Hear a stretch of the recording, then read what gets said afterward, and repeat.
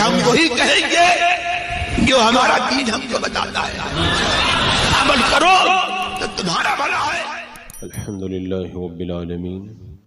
والصلاة والسلام علی سید الانبیاء والمرسلین، اما بعد فاعوذ باللہ من الشیطان الرجیم، بسم اللہ الرحمن الرحیم۔ ان اللہ وملائکتہ یصلون علی النبی یا ایہا الذین آمنوا صلوا علیہ وسلموا تسلیما۔ اللہم صلی علی سیدنا و شفیعنا و حبیبنا مولانا محمد وبارک وسلم، صلاۃ و سلام علیک یا رسول اللہ صلی اللہ تعالی علیہ وسلم۔ وَلَقَدْ قَالَ لَهُمْ هَارُونُ مِنْ قَبْلُ يَا قَوْمِ إِنَّمَا فُتِنْتُمْ بِهِ وَإِنَّ رَبَّكُمُ الرَّحْمَنُ فَاتَّبِعُونِ وَأَطِیعُوا أَمْرِی۔ اور ہارون ان سے پہلے ہی یہ کہہ چکے تھے کہ اے میری قوم، اس بچڑے کی وجہ سے تم کو صرف آزمائش میں ڈالا گیا ہے، اور بے شک تمہارا رب رحمان ہی ہے، تو تم میری پیروی کرو اور میرا حکم مانو۔ جو پچھلی آیات میں تذکرہ ہوا تھا کہ حضرت موسیٰ علیہ السلام کے کوہ طور پر جانے کے بعد میں قوم نے بچڑے کو معبود بنا لیا تھا،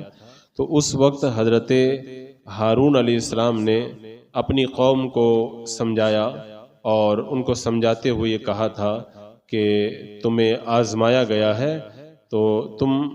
اسے اپنا معبود مت سمجھو، تمہارا معبود اللہ تبارک و تعالی رحمان ہے،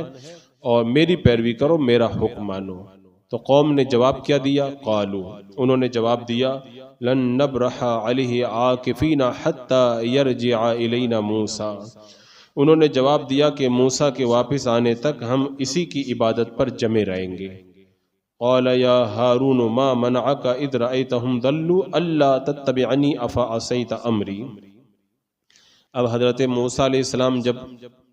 توریت لے کر کے واپس پلٹے تو موسیٰ نے کہا اے ہارون، جب آپ نے دیکھا کہ یہ گمراہ ہو گئے تو آپ کو کس چیز نے منع کیا جو آپ نے میری پیروی نہ کی؟ کیا آپ نے میرے حکم کی نافرمانی کی؟ اور پھر اس کے بعد میں حضرت موسیٰ علیہ السلام نے جلال کے عالم میں حضرت ہارون علیہ السلام کی داڑھی اور آپ کے بال پکڑے یا پکڑنے کا ارادہ کیا۔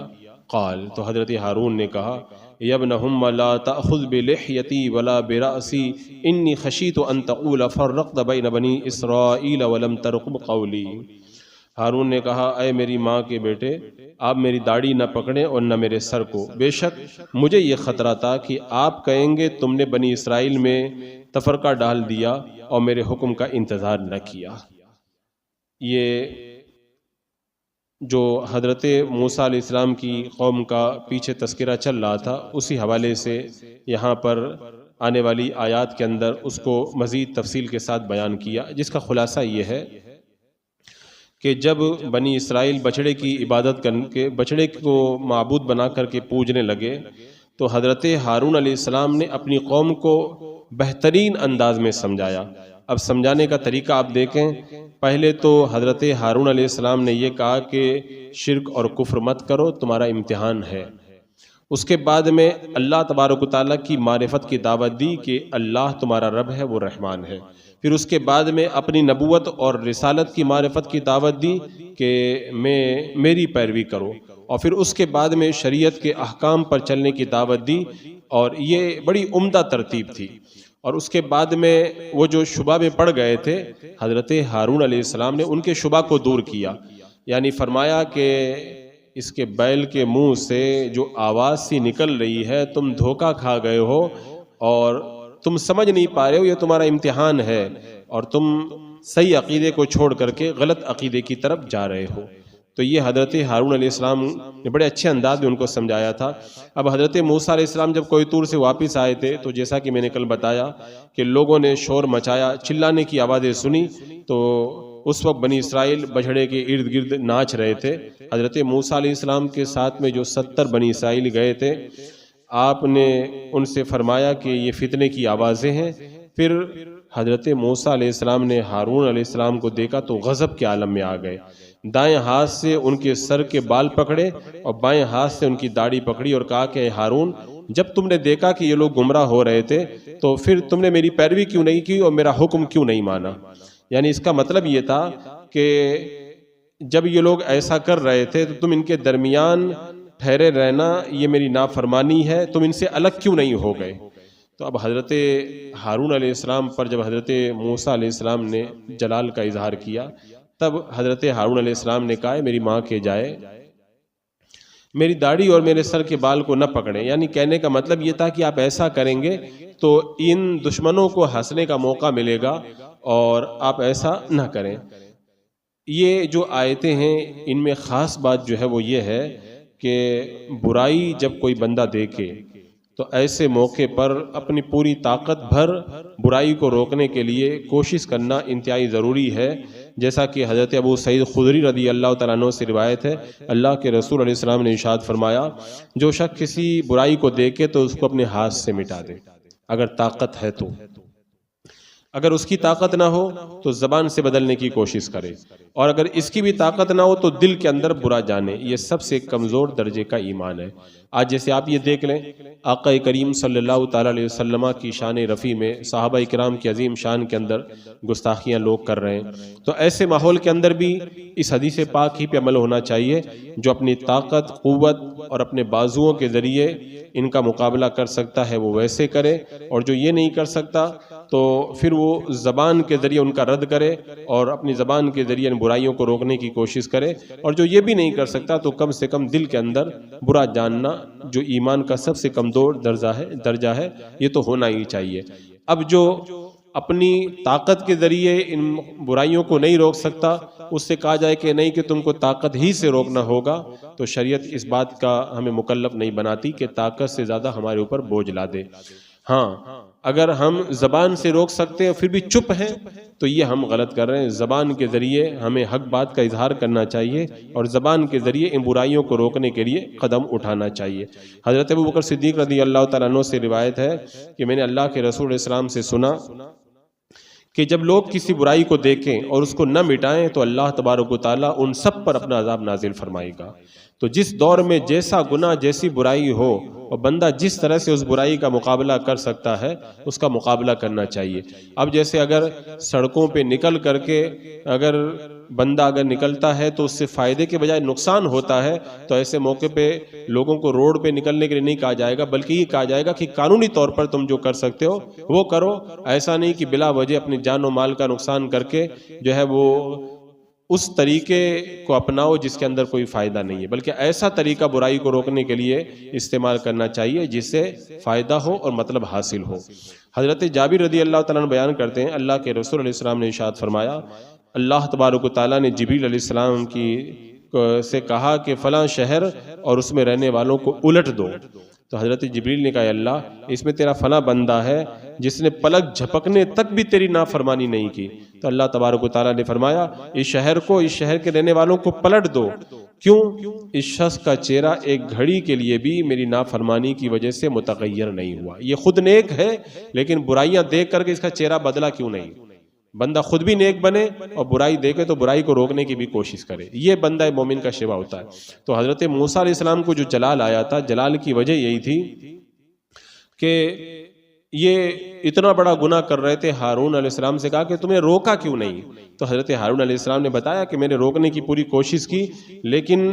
اب میں اور کوئی مزید قدم اس لیے نہیں اٹھایا کہ کہیں آپ یہ نہ کہہ دیتے کہ تم نے بنی اسرائیل کے اندر تفرقہ ڈال دیا، میرے حکم کا انتظار نہیں کیا، تم کو میرا انتظار کرنا چاہیے تھا، تو اس لیے جو ہے وہ میں رک کر کے رہ گیا۔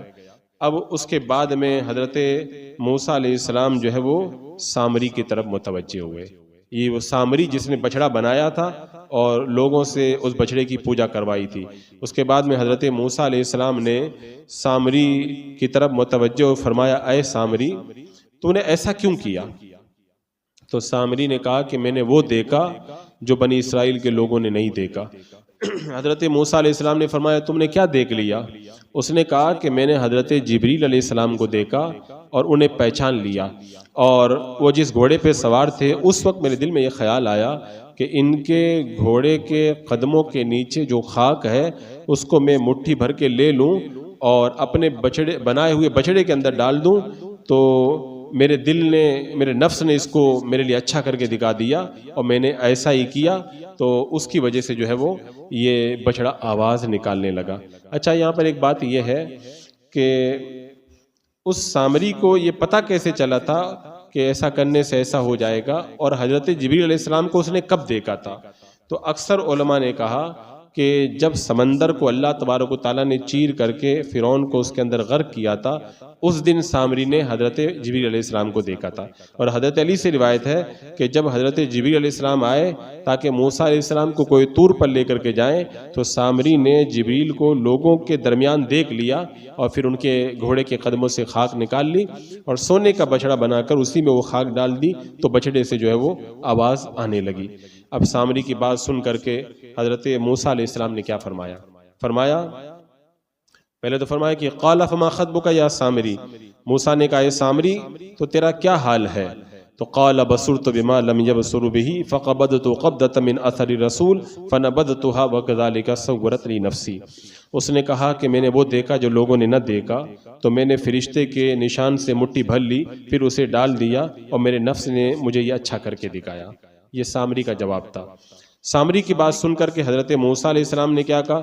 فرمایا کہ فَاذْهَبْ فَإِنَّ لَكَ فِي الْحَيَاةِ أَن تَقُولَ لَا مِسَاس، تو چلا جا، بس بے شک زندگی میں تیرے لیے یہ سزا ہے کہ تو کہے گا نہ چھونا، مجھ کو ٹچ مت کرنا۔ وَإِنَّ لَكَ مَوْعِدًا لَن تُخْلَفَهُ وَانظُرْ إِلَىٰ إِلَٰهِكَ الَّذِي ظَلْتَ عَلَيْهِ عَاكِفًا لَنُحَرِّكَنَّهُ ثُمَّ لَنَنسِفَنَّهُ فِي الْيَمِّ نَسْفًا، اور بے شک تیرے لیے ایک وعدے کا وقت ہے جس کی تجھ سے خلاف ورزی نہ کی جائے گی، اور اپنے اس معبود کو دیکھ جس کے سامنے تو سارا دن ڈٹ کر کے بیٹھا رہا، قسم ہے ہم ضرور اسے جلائیں گے، پھر ریزہ ریزہ کر کے دریا کے اندر بہا دیں گے۔ یہ حضرت موسیٰ علیہ السلام نے سامری سے کہا۔ اب اس کے بعد میں حضرت موسیٰ علیہ السلام نے جو اس کو سزا کا ذکر کیا وہ ان آیتوں میں ہے کہ حضرت موسیٰ علیہ السلام نے اس سے فرمایا کہ اب تیری زندگی بھر کی سزا یہی ہے کہ تو لوگوں سے کہے گا مجھے مت چھونا۔ کرونا ہو گیا تھا تو لوگ کہتے ہیں نا چھونے سے کرونا ہو جائے گا، یہ تو سزا اس کو بہت پہلے سامری کو دے دی گئی تھی کہ جب کوئی شخص سامری کو ٹچ کرتا تھا تو چھونے والے کو اور اس سامری کو دونوں کو بخار چڑھ جاتا تھا، اس لیے جب کوئی شخص اس کو چھونے کا ارادہ کرتا تو وہ خوف کی وجہ سے چلاتا تھا کہ مجھ کو مت چھونا، مجھ کو مت چھونا، مجھ کو مت چھونا۔ حضرت موسیٰ علیہ السلام نے سامری کو محلے سے نکال دیا اور اس کو کسی آبادی میں رہنے سے منع کر دیا، تمام لوگوں کو اس سے ملنے سے منع کر دیا، اور وہ جنگلوں پہاڑوں میں پڑا رہتا تھا اور افسوس کرتے ہوئے یہ کہتا رہتا تھا کہ مجھ سے کوئی ملتا جلتا نہیں ہے، اور وہ کہتا تھا کہ کوئی مجھے چھوئے نہیں، کوئی مجھے چھوئے گا تو مجھے بڑی تکلیف ہوگی۔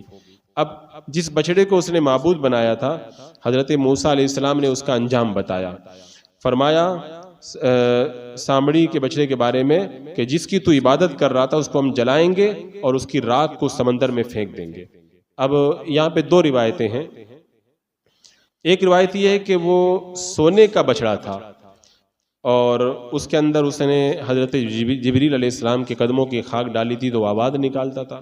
اور ایک دوسری روایت میں یہ آتا ہے کہ وہ گوشت اور خون وغیرہ کے ساتھ میں زندہ ہو گیا تھا۔ اب دو روایتیں ہیں، تو حضرت موسیٰ علیہ السلام نے کہا کہ اس کو ہم جلا کر کے خاک کر دیں گے، تو سونا تو جل کر کے مٹی ہوتا نہیں ہے، تو اس کا مطلب یہ ہے کہ وہ بچڑا گوشت اور خون وغیرہ کا تھا۔ تو حضرت موسیٰ علیہ السلام نے اس کو جو ہے وہ جلا کر کے اس کو ذبح کیا اور جلا کر کے رکھ دیا۔ لیکن اگر یہ کہا جائے کہ وہ سونے کا بچڑا تھا تو پھر کیسے جلایا؟ تو ہو سکتا ہے کہ سونا اگرچہ جل کر کے راکھ نہیں ہوتا، لیکن حضرت موسیٰ علیہ السلام کا یہ معجزہ تھا کہ آپ نے اپنے معجزے سے اس کو جلا کر کے راکھ کر دیا، اور سامری کو ملامت کرنے اور اس کو سزا دینے کے بعد میں حضرت موسیٰ علیہ السلام نے پھر حقیقت حق کو بیان کیا اور فرمایا انما الہکم اللہ الذی لا الہ الا ھو وسع کل شیء علما، فرمایا کہ تمہارا معبود تو وہی اللہ ہے جس کے سوا کوئی معبود نہیں، اور اس کا علم ہر چیز کو محیط ہے۔ اب سامری کا جو ہے وہ مکمل بائیکاٹ کر دیا گیا اور لوگوں پر اس سے ملاقات وغیرہ منع کر دی گئی، یہ سب ہو گیا۔ اس کے بعد میں حضرت موسیٰ علیہ السلام کو حکم ہوا کہ گائے کی پوجا جنہوں نے کی ہے ان کو معافی دلوانے کے لیے 70 لوگوں کو لے کر کے کوہ طور پر آ جاؤ، حضرت موسیٰ علیہ السلام نے ہر گروہ سے 6 لوگوں کو لیا، چونکہ بنی اسرائیل کے 12 گروہ تھے تو بار چھنگ 72 ہوتا ہے، تو ہر گروہ میں سے جب 6 کو لیے تو 72 ہو گئے، اللہ نے 70 کو بلایا تھا، تو اب کہا کہ 2 کو پیچھے چھوڑو، تو جب یہ بات آئی تو آپس میں جھگڑنے لگے، وہ کہتا تم پیچھے رہ جاؤ، وہ کہتا تم پیچھے رہ جاؤ، تو آخر میں حضرت موسیٰ علیہ السلام نے فرمایا جو پیچھے رہ جائے گا اس کو بھی اتنا ہی ثواب ملے گا، تو حضرت کالب اور حضرت یوشع یہ پیچھے رہ گئے۔ یہ 70 لوگ تھے جنہوں نے بچڑے کی پوجا نہیں کی تھی۔ حضرت موسیٰ علیہ السلام نے ان سے کہا روزہ رکھو، بدن اور کپڑے کو پاک کرو، پھر کوئی طور پر چلو۔ جب پہاڑ کے قریب پہنچے تو ایک بادل نے ان کو ڈھانپ لیا، حضرت موسیٰ علیہ السلام ان کے ساتھ میں اس بادل میں داخل ہو گئے، سب نے سجدہ کیا، پھر قوم نے اللہ کا کلام سنا، انہوں نے حضرت موسیٰ علیہ السلام سے فرمایا کہ ان سے تو کلام سنا، اللہ تبارک و تعالیٰ نے حضرت موسیٰ علیہ السلام سے فرمایا کہ تم کو یہ کرنا ہے اور یہ نہیں کرنا ہے، تو اللہ تبارک و تعالیٰ نے بنی اسرائیل کے بارے میں جو حکم دیا اور توبہ کے لیے اپنی جان دینا تھا، یہ بڑا سخت حکم تھا۔ توبہ کا طریقہ یہ جنہوں نے بھی بچڑے کی پوجا کی تھی وہ آپس میں ایک دوسرے کو قتل کریں، تو یہ لوگ حضرت موسیٰ علیہ السلام کی طرف متوجہ ہوئے اور کہنے لگے کہ توبہ میں اپنی جانوں کو قتل کرنے کا جو حکم ہم نے سنا اس کی ہم تصدیق اس وقت تک نہیں کریں گے، اس وقت تک نہیں مانیں گے یہ حکم جب تک کہ اللہ تعالیٰ کو کھلم کھلا دیکھ نہیں لیں گے۔ پھر شرارت پہ آمادہ ہو گئے یہ لوگ، تو حضرت موسیٰ علیہ السلام کے دیکھتے ہی دیکھتے اللہ نے اس شرارت پر ان پر ایک شدید زلزلہ بھیجا، سب ہلاک ہو گئے۔ حضرت موسیٰ علیہ السلام نے اللہ کی بارگاہ میں عرض کیا مولا ربی لو شئت اہلکتہم من قبل وایایا، اے میرے رب اگر تو چاہتا تو پہلے ہی انہیں اور مجھے ہلاک کر دیتا، اور کہا کہ اتہلکنا بما فعل السفہاء منا، کیا تو ہمیں اس کام کی وجہ سے ہلاک کرے گا جو ہمارے بے عقلوں نے کیا؟ اور پھر وہ اللہ کی بارگاہ میں حضرت موسیٰ علیہ السلام نے دعا کی تو اللہ تبارک و تعالیٰ نے حضرت موسیٰ علیہ السلام کی دعا سے ان کو زندہ کیا، وہ واپس بنی اسرائیل کے پاس لوٹ کر کے آئے، اور پھر اللہ تبارک و تعالیٰ کی طرف سے جو حکم ملا تھا وہ ان کو بتا دیا کہ توبہ کا طریقہ یہی ہے، جنہوں نے بچڑے کی پوجا نہیں کی ہے وہ پوجا کرنے والوں کو قتل کریں۔ اب مجرم جو ہے وہ خوشی خوشی قتل ہونے کے لیے تیار ہو گئے، وہ لوگ اس پر راضی ہو گئے، صبح سے لے کر کے شام تک بچڑے کی پوجا کرنے والوں کو قتل کیا جاتا رہا، 70,000 لوگوں کو قتل کر دیا گیا۔ تب اللہ تعالیٰ نے حضرت موسیٰ اور حضرت ہارون علیہ السلام نے اللہ کی بارگاہ میں گڑ گڑا کے دعا کی اللہ ان کو معاف کر دے، تو اللہ نے وہی نازل فرمایا جو قتل ہو گئے وہ شہید ہیں، باقی کو میں نے معاف فرما دیا۔ تو یہ بچڑے کی پوجا کرنے والوں کی توبہ جو ان آیات کے اندر بیان کی گئی، اور سامری جو اس کا سب سے بڑا مجرم تھا اس کی سزا کو یہاں پر اللہ تبارک و تعالیٰ نے بیان فرمایا۔